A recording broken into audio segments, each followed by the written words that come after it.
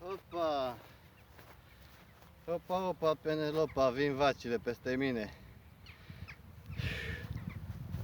Uite, Răzvane, mi-am luat pantaloni scurți și mai eu de la mulat să nu mi se vadă but. Se vede mai prost că, uite, bate soarele încolo. Ia să vedeți văcuțele.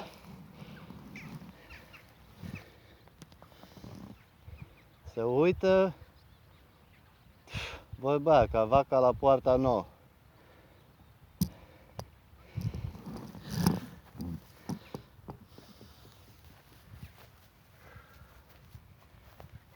Eu am mai făcut câteva ture înainte. Mi-am făcut încălzire. Febră nu am, înseamnă că n-am mușchi dacă nu am febră. Gabi, Sabo! Ce mai face chiar? Ia uite, tăurașii alergă după... Nu e după o văcuță, sunt 3 tăurași să joacă. Și cu ciobanul. Da. Deci așa rămâne, faceți și voi mișcare cât puteți. Ieșiți la aer dacă nu faceți mișcare, măcar la soare. Că doar nu v-ați născut în peșteră, ce papuci. Da. Uite aici, apoi maș. Numai să nu vrei, nu faci mișcare, înseamnă că ești puturos.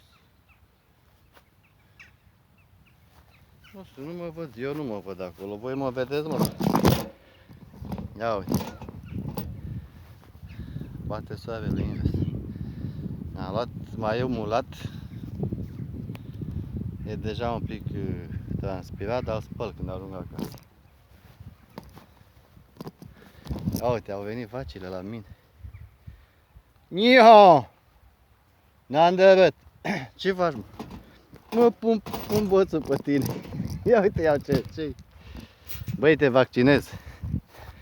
Ai venit să te vaccinezi, oițele? Anghele, care ești, mă, cu ele? Ia uite, e numai tăurași de aia de rasă. Ia uite cum se joacă.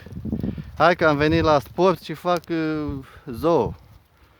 Mă, nu te da la mine, mă, nu te da la mine. Hai, înapoi, îndărât. Uite ea. Unde e, mă, Anghel? Unde e Anghel? Lasă. A mai venit? S-a supărat, a? Am făcut poză la tăurași. Sunt frumoși. Nu-i dai la apă acum? Sau de acolo ai venit? Unde să-i dau? La apă? Păi da, n-au trecut acum prin... Toată ziua în gârlă, păi da. Pe alea le știu de anul trecut, pe alea mari. Ăștia nu. Ăștia copiilor. E? Da. I-a fătat peste iarnă, așa? Da. Ia uite ce se joacă, ia uite. Burde, știi? Da. Exact ca mei. M-a învățat Anghel o chestie. Eu ziceam că vaca cu țâțile mari dă lapte bun. De unde ci că laptele mai gros e la aia cu țâțile mici? Da, e gras. Aia de are țâțile mari face lapte apă chiar. Da. Vezi, dacă sunt de la oraș nu știam. Am învățat de la voi. Ia uite, e tăurașii. Stai că nu mai am baterie să închid telefonul.